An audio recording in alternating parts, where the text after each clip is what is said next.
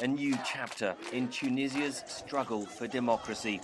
President Kais Saied's decision to sack the Prime Minister and suspend Parliament, aided by the army, has been described as a coup by his opponents. Lawmakers from Ennahda, the moderate Islamist party and the most powerful member of the ruling coalition, joined protests outside Parliament Monday. It is an attempt to overthrow the Constitution and the values of the Republican system.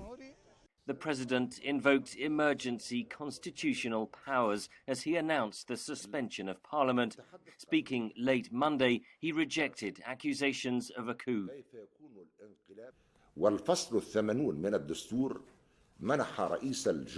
Article 80 of the Constitution gave the President of the Republic the right to take the procedures he sees necessary in the face of an imminent danger. We ask the people not to take to the streets. The most dangerous thing faced by countries and societies is internal explosion, internal fighting. But Saied appeared to encourage his own supporters as he joined demonstrations in Tunis on Sunday. They welcomed the suspension of Parliament.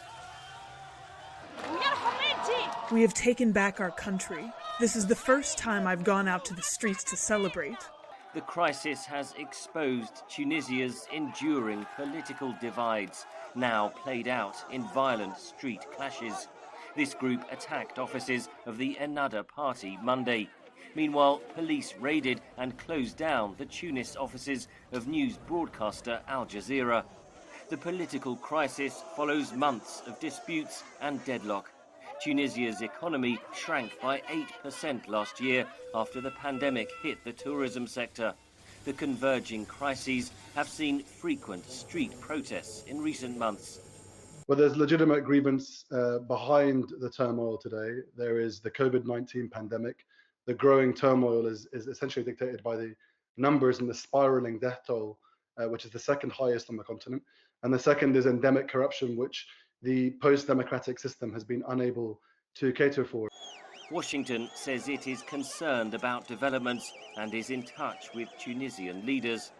Tunisia was the birthplace of the Arab Spring in 2011. The latest developments threaten its fragile gains, says analyst Anas El Gomati. This might be a new development in Tunisia, but it's not a new development in the region. Pro-democratic movements that sparked in 2011 have been challenged both locally and by international actors, most notably Gulf monarchies like Saudi Arabia, the United Arab Emirates, and even to a latter extent, Egypt. Tunisia's young democracy is facing its biggest test since street protests ousted former dictator Zine El Abidine Ben Ali a decade ago.